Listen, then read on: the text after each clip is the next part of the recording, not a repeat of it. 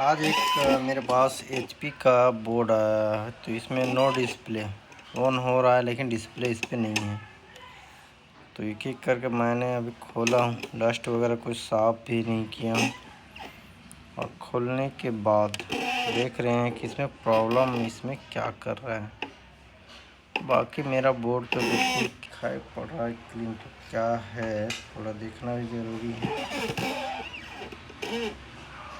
अच्छा, इधर तो मुझे ठीक ही दिख रहा है, बट रेपर निकाल के देखना पड़ेगा। अच्छा, मैं आपको दिखा दूँ थोड़ा सा, किसी ने तो काम तो किया है उसके बाद नहीं हुआ। ये आप देख सकते हैं, मैं आपको दिखा दूँ इस पे, यहाँ पे काम किया हुआ है। ये जम्पर ट्रैक लगा करके ट्रैक में इसमें ऐड किया हुआ है इस पे। खैर इससे कोई दिक्कत नहीं, ऐड किया है तो मैं अपने स्तर से चेक करूँगा। और ये किस आईसी का क्या कौन सा आईसी है, थोड़ा इसे समझ में नहीं आएगा, देखने के बाद ही समझ में आएगा। ये DDR4 में है।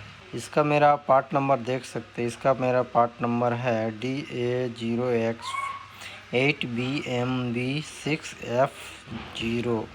ये मेरा पार्ट नंबर है। ये एचपी का बोर्ड है मेरा। इस बोर्ड में मेरा नो डिस्प्ले का केस है। ये जो आईसी है किस चीज़ का है, थोड़ा डायग्राम निकाल लेता हूँ। काम किया हुआ मुझे इस पे नज़र आ रहा है, तो ये क्यों नहीं थोड़ा सा यहाँ पे सही से देख लेते हैं कि ये मेरा सही से लगाया है कि नहीं कनेक्शन वगैरह। और ये आईसी ही पहले किस चीज़ का है उसका जानकारी अपने पे लेना पड़ेगा। इस आईसी को देखते हैं, पर इसका डायग्राम निकाल लेते हैं। तो ये जो मेरा आईसी निकल के आया, ये मेरा है कोर सेक्शन का है। तो कोर सेक्शन में आपको पता ही है कि क्या क्या मुझे इस आईसी का रिक्वायरमेंट होगा, क्या क्या मिलेगा, तब जाके ये मेरा सप्लाई मुझे बनाएगा। तो उससे पहले ये जो सप्लाई बनाएगा उसे भी चेक करना मेरे लिए बहुत ज़रूरी का रिक्वायरमेंट, क्योंकि ये VCC इन करेगा, आउट करेगा, enable disable VR D on enable,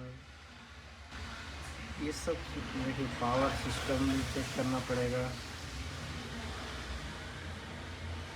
VCC 5 volt, VCC pin number 13, pin number 18 और पिन नंबर 41, 42। और कौन सा चेक करना पड़ेगा मुझे, जो बेसिक है ये, और इसे भी चेक करना पड़ेगा, पिन नंबर 39 भी ज़रूरी है। थोड़ा सा चेक करते हैं, देखते हैं कि मेरा इसमें क्या क्या सप्लाई बन रहा है। उससे पहले तो ऑन तो मेरा हो रहा है, फिर भी एक बार मैं आप लोग को ऑन करके दिखाता हूँ। ये सारे सप्लाई इस पर बनना चाहिए। सबसे पहले ऑन करते हैं और इसका सप्लाई देखते हैं कि मेरा क्या क्या इस पर बन रहा है, क्या क्या नहीं बन रहा है। इसमें जैक वगैरह लगाने के बाद अब थोड़ा इसमें सप्लाई भी चेक करेंगे। जैक तो मेरा ऑलरेडी लग चुका है इस पर। अब लगने के बाद थोड़ा एक एक करके सप्लाई को, हर चीज़ को चेक करेंगे। इसी में फाइंड आउट हो जाएगा मेरा कि मेरा किस में प्रॉब्लम मेरा इसको कर रहा है। अब इसे थोड़ा ऑन कर लेते हैं बटन से प्रेस करके।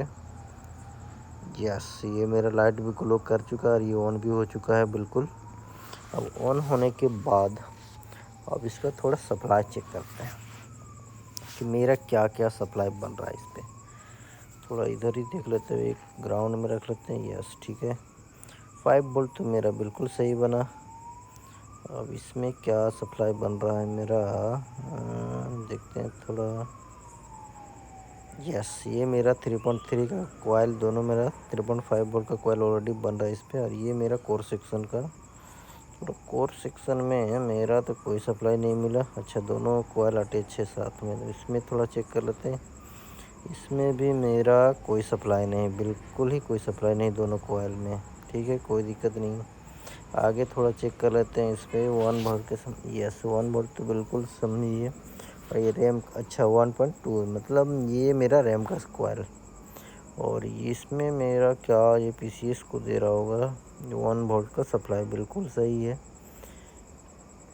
अब इस पर थोड़ा चेक करते हैं। इस पर 19 वोल्ट अच्छा कैपेसिटर पे है। ये तो मेरा चार्जिंग का कॉइल है, इसलिए तो अभी वो बनाएगा ही नहीं, जब बैटरी लगाने के बाद ही पता चलेगा। इस पर क्या बन रहा है 1.7 वोल्ट। मेरा तो सप्लाई पर्टिकुलर लगभग बन रहा है, लेकिन ये मेरा दोनों कॉइल पे सप्लाई नहीं बना। तो ये कोर सेक्शन का ही मुझे पर्टिकुलर फॉल्ट मिला।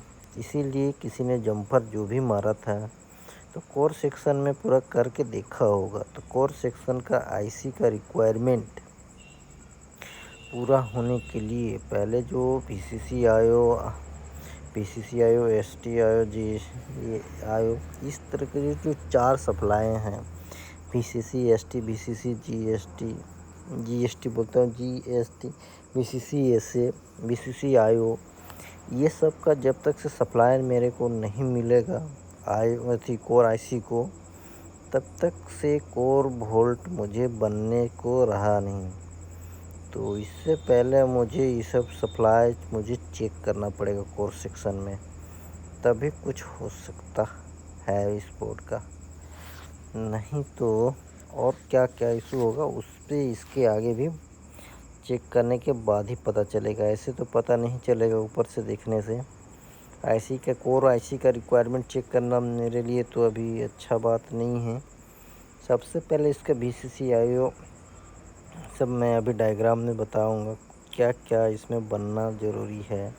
तो चलते हैं, मैं आपको थोड़ा सा डायग्राम में बताता हूँ, उसके बाद ही सप्लाई चेक करेंगे। आप यहाँ पे डायग्राम का थोड़ा फंडा इस पे समझिएगा, ये भी समझना बहुत ज़रूरी है। ये मेरा बीसीसी आईओ, बीसीसी एसए, ये मेरा बीसीसी एसए हो गया, और ये बीसीसी एसटीजी, और ये बीसीसी एसटी। ये जो मेरा जो चारों सप्लाई मेरा बनेगा, तभी मेरा कोर का जो सप्लाई है, तभी ये मेरा बनेगा कोर का सप्लाई, नहीं तो नहीं बन पाएगा। क्योंकि ये आईसी का रिक्वायरमेंट ही है PU2 में, ये जब तक से नहीं बनेगा तब तक से वो नहीं बन पाएगा। मैं आपको थोड़ा आईसी पे लेके चलता हूँ। ये आप मेरा देख सकते हैं बीसीसी आईओ, यहाँ पे बीसीसी आईओ बन गया। और उसके बाद आप यहाँ पे आइए बीसीसी जीटी, उसके बाद बीसीसी जीटी के बाद मेरा बीसीसी एसटी इधर बनेगा मेरा, देख सकते हैं यहाँ पे बीसीसी एसए। और कहने का मतलब है कि जितना वहाँ पे मुझे सप्लाई है, 4 सप्लाई है, यहाँ पे सब आईसी इस आईसी पे इन करेगा, तभी कोर वोल्ट को ये सिग्नल देगा, तब जाके सारा आईओ परमिशन देगा, तब जाके आईओ से बीएलआर ऑन का भी सिग्नल, एनेबल का सिग्नल, ये जो एनेबल का सिग्नल है ये जाके जारी होगा, तब जाके यहाँ पे मुझे कोर का सप्लाई मुझे मिलेगा। कहाँ गया, यहाँ पे बीसीसी कोर का सप्लाई मुझे मिलेगा 0.6567 मिल सकता है, या फिर 0.887 मिलेगा, या 9 मिलेगा, या फिर 1 वोल्ट के समथिंग ये मेरा बीसीसी कोर का ये मेरा सप्लाई इस पर बनेगा। ये बनने से पहले ही मेरा ये सब सारा चारों चीज़ों को पहले चेक कर लेते हैं कि मेरा बन रहा है कि नहीं बन रहा है, तभी इस सेक्शन को छेड़ेंगे, नहीं तो छेड़ना बेवकूफ़ी है। पहले ये चारों को पहले चेक करते हैं। अब इसमें है सबसे पहले है बीसीसी आईओ का ही मैं सप्लाई इस पर चेक करूँगा। ये मेरा आईसी का नंबर क्या है PU 19 वोल्ट इनका मैं चेक करता हूँ इस पर यार। इसका कॉइल पे भी मैं डायरेक्टली चेक करूँगा इसको। देखते हैं बीसीसी आईओ में क्या मेरा सप्लाई इस पर बन रहा है कि नहीं बन रहा है। पहला ही स्टेप चेक करता हूँ। मेरा मशीन बिल्कुल ऑन हो चुका है। अब ऑन होने के बाद मेरा जो आईसी है यहाँ पे मुझे निकल के सामने ये आईसी मेरा है VCC आयो के लेके। तो मैं ज़्यादा कुछ चेक नहीं करूँगा, इसको डायरेक्ट रेजिस्टेंस पे चेक करूँगा और मल्टीमीटर में आपको दिखाता हूँ। तो VCC आयो का मेरा रिक्वायरमेंट तो पूरा बिल्कुल नहीं हो रहा है। फैन वगैरह मशीन आयो का ही मेरा सप्लाई नहीं बन रहा। तो सबसे पहले इसका 3.3 वोल्ट 10 पे है, वो 3.3 वोल्ट उसे मैं थोड़ा चेक कर लेता हूँ। इसके लिए मुझे बोर्ड को बैक साइड लेके जाना पड़ेगा। मेरा इसमें जो VCC है, जो मुझे सप्लाई इन का जो सप्लाई मिलना चाहिए बिल्कुल मुझे मिल रहा है। कहाँ गया ये आप देख सकते हैं।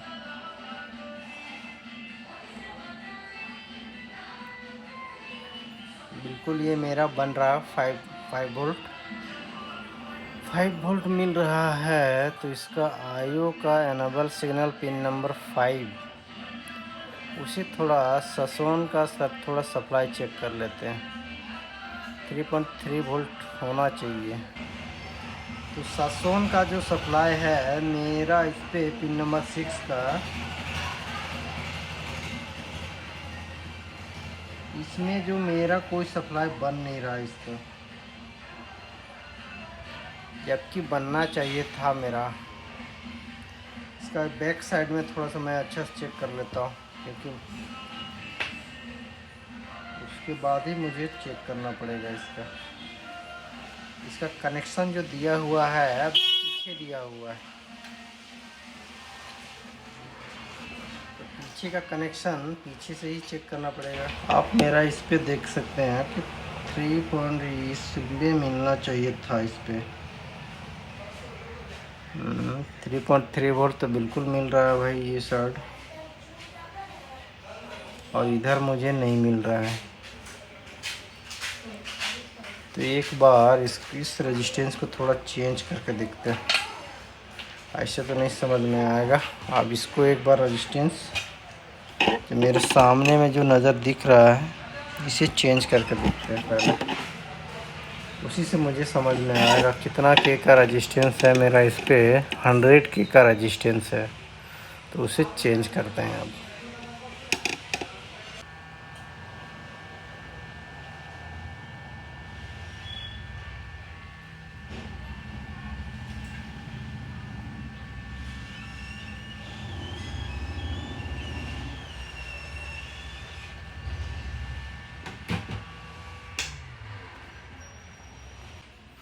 मैं रेजिस्टेंस को बिल्कुल चेंज कर चुका हूँ।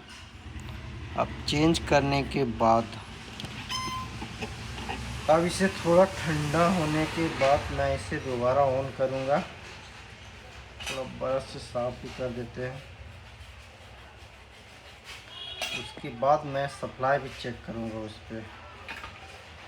तो VCC आयो का जो मेरा जो सप्लाई है वो मुझे मिल रहा है कि नहीं मिल रहा है। VCC आयो का सप्लाई ही मेरा कोर IC का सेक्शन में मेरा जाएगा। कोर IC में जाएगा ये VCC आयो। अब इसे ऑन करेंगे तो ठंडा हो गया होगा।